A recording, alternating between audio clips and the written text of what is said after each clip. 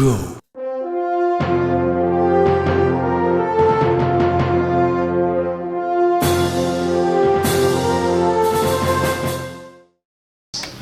And you have to enter the manga contests, and then you win the manga contest. Who sponsors those?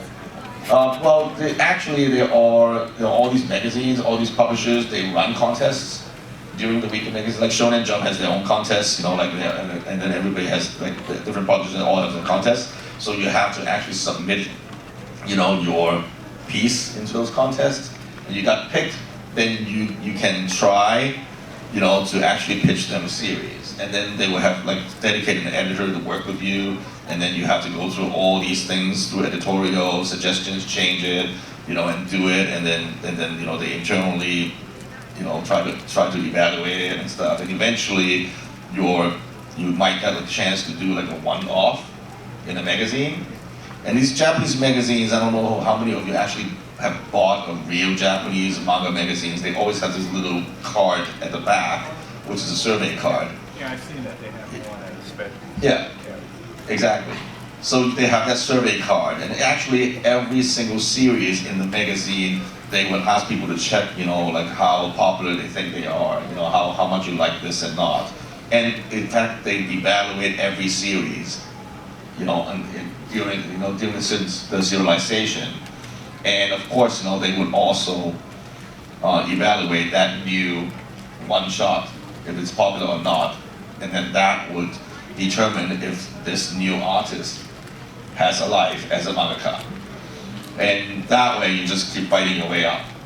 And also in the meantime, the existing mangaka, the existing creators, they have to fight to stay on top too, or else their series got canceled. So it's a very highly competitive, market in Japan too. And how much art are artists typically producing in a week in Japan in order to meet those deadlines? Well, like in Japan, if you do like a weekly, like the Shonen Jump thing, you guys see how like each chapter is like a week. So basically you're talking about like 20 something, 30 pages of art and story every week.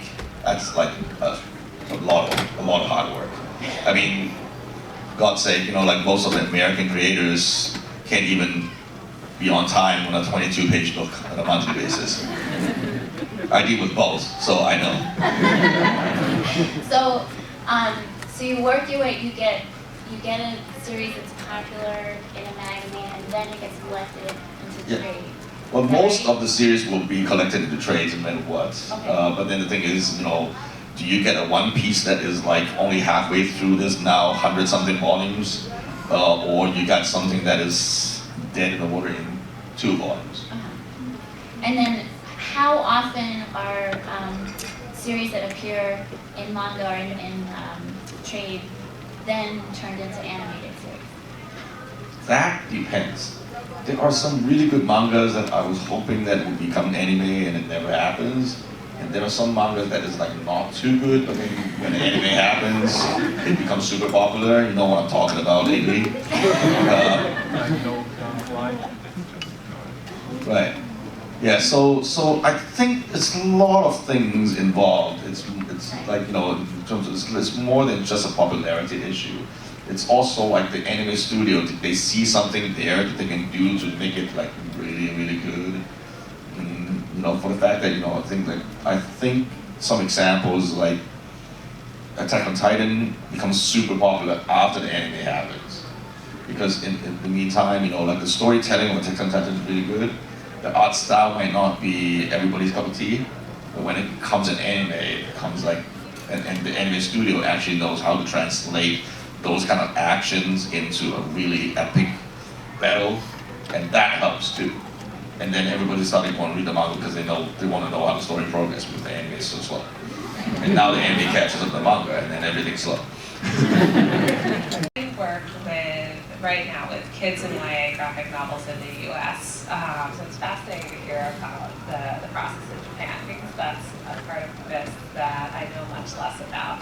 But I've also worked with adult books too.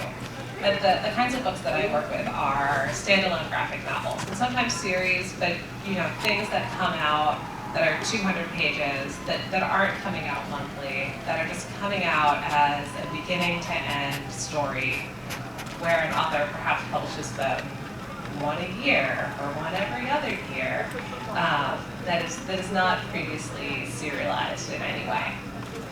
So it's an interesting process how people get from not being published to committing to make something that's 200, 300 pages all at once. And it is very much analogous to how the book market in the US works as well, where young people are like, I wish to become a cartoonist, and then they produce some work of some kind, right? So they're making mini comics, maybe, kind of like drawn stuff that they're Xeroxing, like printing and handing out at shows. They're doing things like exhibiting at the small press area that the fan art is part of Anime NYC or New York Comic Con or the Manga Art Festival or Comics Arts Brooklyn, and selling or giving people their work.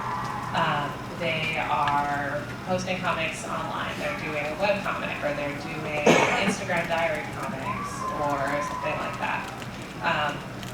They are, doing a comic for their college newspaper. Or maybe they're not doing that, but they're going to college and they're taking an art program where they're specifically doing comics artwork for their college program. So usually the next step after that, if someone is like, I would like to make a 200-page graphic novel, is that the person then decides they would like to make a 200-page graphic novel specifically, and comes up with the characters, the story, the plot, and puts together a pitch for it, which they send around to publishers, either themselves or signing up with an agent who has publisher connections and will send it around for them. And then the process from there to getting a book deal is just someone says, oh wow, this looks great, we wish to publish it, and then that kind of happens. There can be some intermediate steps here where there's some professional work that people can do in comics in the US that's not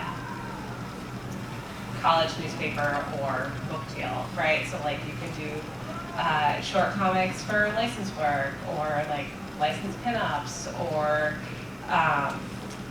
do flatting, which is the part of the coloring process, or coloring, or lettering, or font creation. So this freelance work that gets you on the radar of the publishers that you want to work with, so that they're like, oh, you're really cool and you're dependable, and I like working with you, and going from that point where you're doing this creative freelancing to the point where you have a connection that you're pitching a book deal through. And then the next step after that is that you make a 200-page book. In fact, this experience, something happened in it where we feel like we're not the best fit to be working together, and if you are wanting to do this kind of work, perhaps another publisher is a better fit for you. It's a very nice way to say you are pain in the ass. So there's that aspect, right? Like, because as people who have worked in publishing, I think that, and all people, I'm sure that you would all say that you would love to work with people who are really nice and kind and gracious and fun to work with. Like, that's kind of the ideal working situation. So sometimes that's the situation, but sometimes the situation is that the person is like, so I made this comic for you about like 2 squirrels having adventures, and now I wish to write a comic with much more murder. And I'm like, okay, so like, how old are the people doing murder? Because I'm the kids publisher, and they're like, well, they're 50, and I'm like, okay, perhaps you wish to look for another publisher because 50-year-olds doing murder is not in my wheelhouse.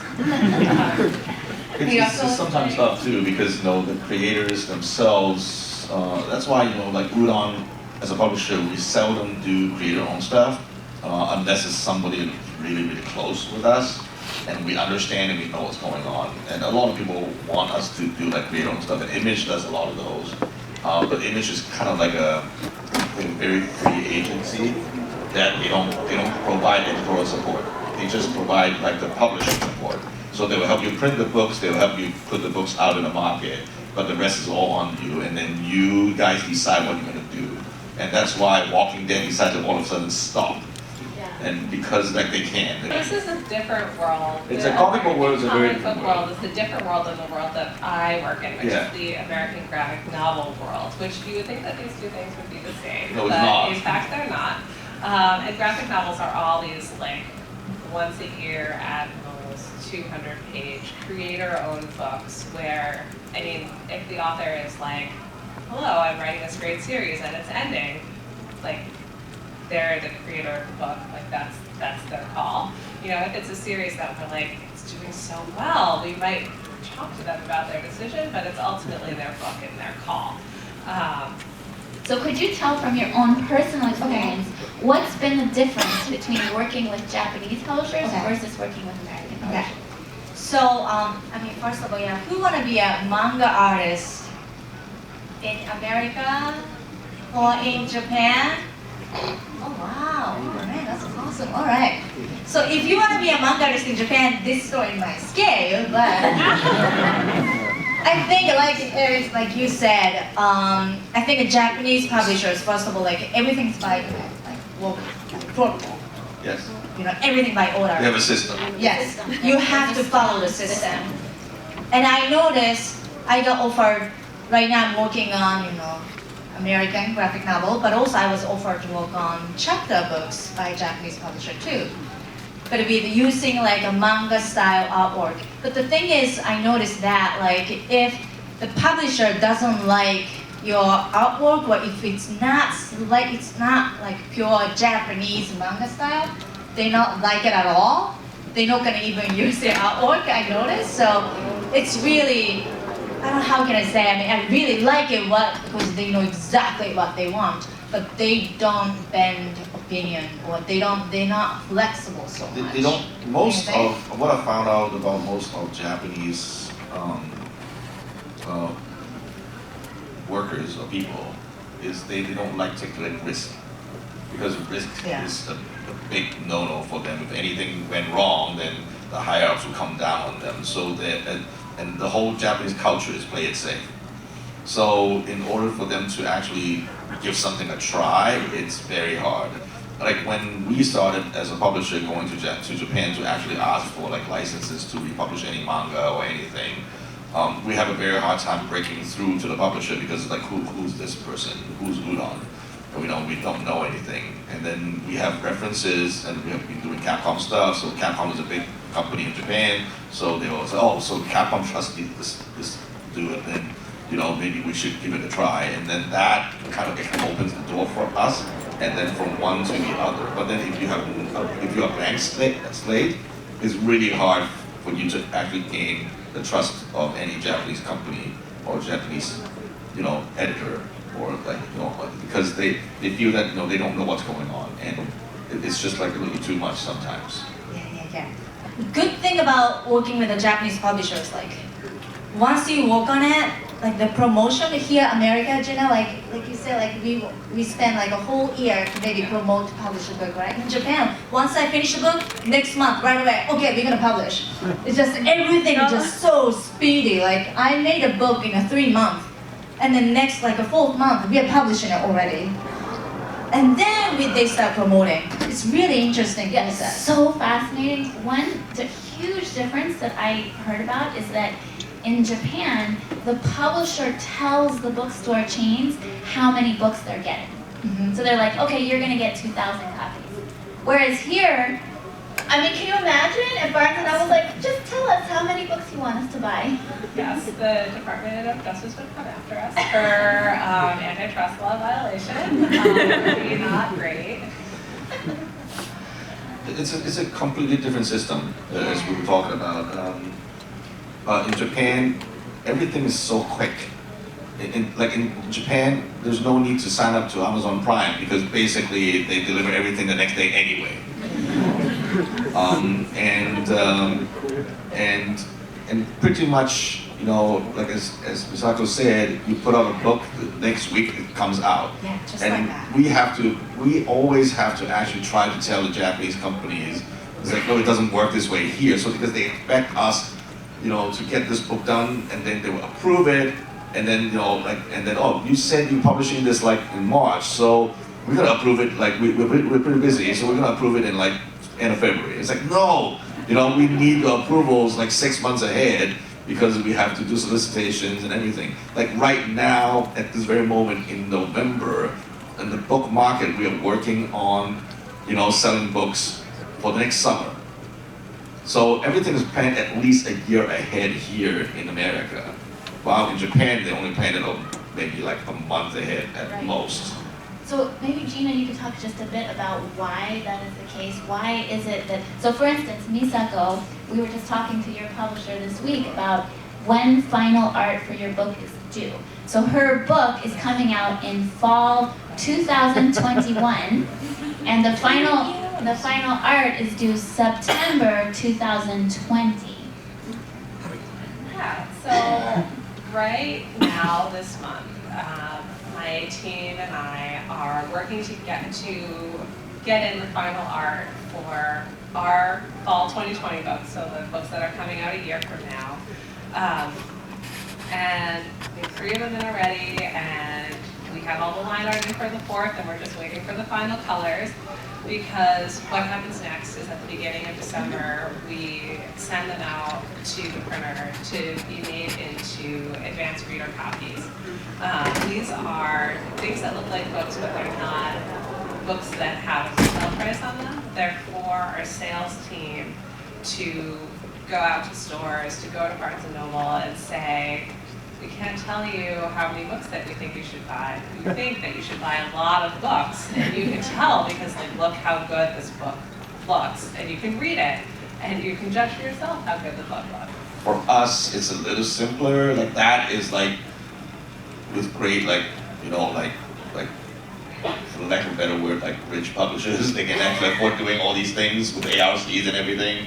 I mean, we don't, we can't. Very expensive. Yeah, like we can't go and afford to print another run of this and do like, you know, advanced reading copies, which is called ARC or ARCs. So what we do on a smaller scale is, you know, I would, you know, once we letter the book, you know, I will actually save JPEGs, make a PDF, put it on an iPad, and send it to like 3 different people to read it. And then the 3 people would like read it and come back with notes like, hey, you know, this is a spelling error and all of these things. And then, you know, we just read it digitally. And then you know, and then I'll send it back to the lettering person who's like, hey, fix all these things. And then come back and I will read it again myself, personally, just to make sure that everything's fine, or I have any other notes or anything. Like for the manga classic stuff, you know, I'm pretty anal about it because these are more educational notes, so I don't want to have any errors. In fact, most of the other Udon books, later on we found out there's an error, and then I've always been saying if there's no error, it's not an Udon book. So if you find an error, yes, fine. No, I know that. I know that. Right? I Yeah. mean, everything I've ever sent to the printer later, it's It has just to, like, yeah, it would spelled find something, it's something like, oh my god, wrong how can I miss that? I mean, I do have a friend who used to be an assistant for really famous manga artists in Japan. They quit. Because you know, like they are working on more girls' comic, and the girls' comic magazines are different from guys' one, because usually they produce once a month, and most of them have close to 50 pages per month. And editors always on, you know, like constantly visiting other guys, you know, 1 page is out, you know, done, not yet, come on. So they usually don't sleep at all, I heard. And my friend, This seems bad. yeah, right, it's really unhealthy, and then she got sick, that's why she had to quit. But her job was like more drawing background. The more famous you get, you can just hire so many assistants. You know, like Rumiko Takahashi, who does Ranma or Inuyasha, I heard she has over 30 assistants or something like that. Because, you know, just because she's so famous too. But, Well, it's like, also you need to make enough money to hire those assistants too, right? Because they pay, I think, usually per page. In Japanese, we have a word, it's called the genko bimbo, which is like, you're a manga artist, but you're not famous enough to get your you know, like, story to become a comic. So your story is only just featured in magazine, that's it. So you get paid just per page, let's say, depending on publishers, different, like I heard from $300 to maybe expensive ones, let's say they go like $600 or $700. So you just pretty much get paid to pay assistants. That's it. So it's really, I really. heard the rate actually went down a lot lately from Oh, some of my no. Japanese friends that Okay, so like maybe my- some of the lower tier magazines nowadays paid about I think 100 to 150 a Oh my page. gosh. And then like some of the other ones don't even pay like $100. Yeah. Oh. It's really tough. But the Yeah. American comics too, like Yeah, the rates. If you work with Marvel and DC, it's like top notch and nice. We try to actually keep those kind of rates because our guys have been working for other people and also working for Udon. So the Udon rates are actually as compatible to Marvel and DC, but I know that some of the second tier comic book publishers has been paying half of what we're paying people. But that's like how they tend to survive, how everybody can survive. You want work or you don't. It's either one or the other, sadly. So, I mean, like, your world is very good. Yeah, the graphic novel industry works. I need to come and a little ask you for differently. some publishing. Um, Yeah, because in the comic book world is very different because, like, everybody got paid a page rate. And supposedly, we got a trade paperback going, or if your comic actually sells X amount, then there's a threshold, and then once you go through that amount, then you got royalties. But then nowadays, the threshold was set back in the days when comic was selling like 500,000 copies. When Spawn was selling 500,000 copies, that is when Todd McFarlane becomes super rich because there's royalties, there's everything kicking in, and also he's creator owned, so he's making all those money himself. But back in the days, there's this threshold, and this threshold actually didn't come down nowadays. So practically, a lot of people don't get any royalties anymore. With the trade paperback, I think there's like 5,000 copies you have to sell in order to actually start getting royalties. And most of the trades, sadly, the comic book trades don't even hit like 3,000 copies sometimes, for the standard creator-owned stuff. It's very different. I remember back in the days, if you don't hit 30,000 copies, your comic book sales is bad and you can't. Nowadays, you hit 30,000 copies, you're the top 10.